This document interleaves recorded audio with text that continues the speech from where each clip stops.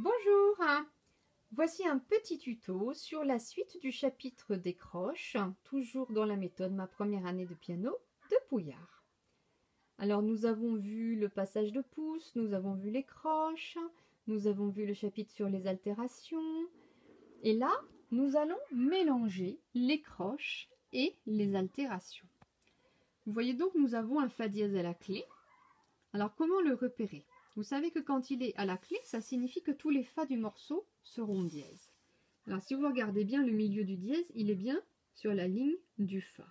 Mais on peut aussi savoir par cœur que quand il y a un seul dièse à la clé dans un morceau, c'est toujours le fa dièse.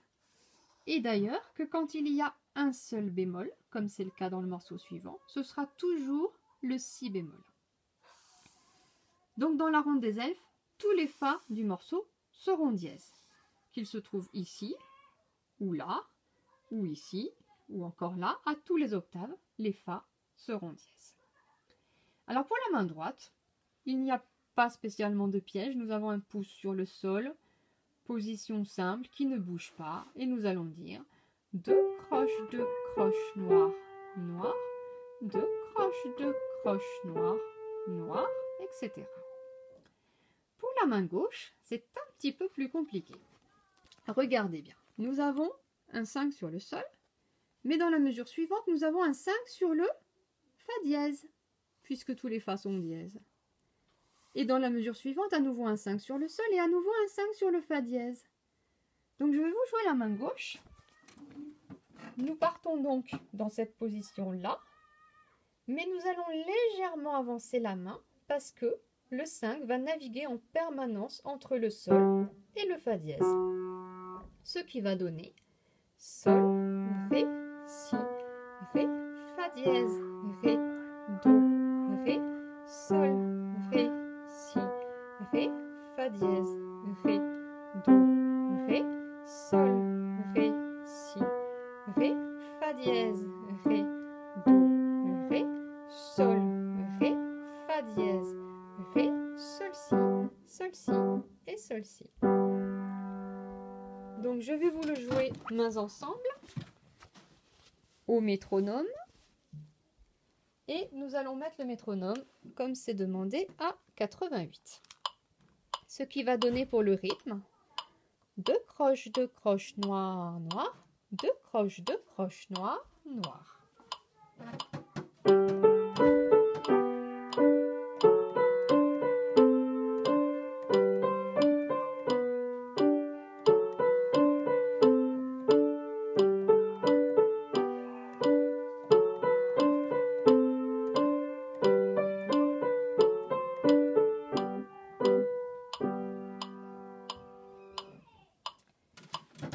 Ensuite, pour la berceuse, nous avons donc un si bémol à la clé. Vous vous souvenez que quand il n'y a qu'un bémol, c'est toujours le si, et il se trouve bien sur la ligne du si, à gauche et à droite. La main droite est simple, elle est placée avec un pouce sur le fa, ce qui nous donne une position sur fa, sol, la, si bémol et do. Donc vous savez que quand il y a un si bémol dans un morceau, on va le placer tout de suite. Donc on avance légèrement la main et le 4 qui est sur le si va se placer sur le si bémol. La main gauche, c'est la même position. Nous avons un 3 sur le la, ce qui va donner ceci. Et nous allons avancer le 2 pour le placer sur le si bémol. Donc les deux mains sont placées sur fa, sol, la, si bémol et do. Dans ce morceau, nous avons des noirs à la main droite. Donc la main droite est assez lente et très régulière. Mais nous avons des croches à la main gauche. La main gauche est plus rapide. Ça va faire 2 croches, 2 croches, 2 croches, 2 croches, 2 croches, 2 croches, 2 croches, 2 croches.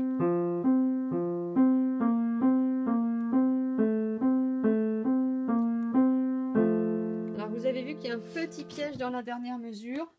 Il y a un changement de note sur le troisième temps. C'est pas la do, la do, la do, mais c'est la do, si bémol do et fa la. Alors dans ce morceau, la main droite a la mélodie et la main gauche a l'accompagnement, comme c'est souvent le cas.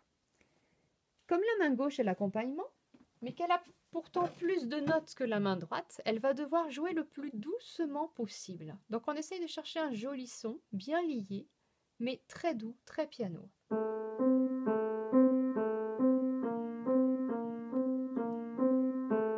Et à la main droite, au contraire, on va chercher un beau son bien rond, bien chanté, de mélodie. Et la main droite devra être un peu plus forte que la main gauche. Je vous le joue.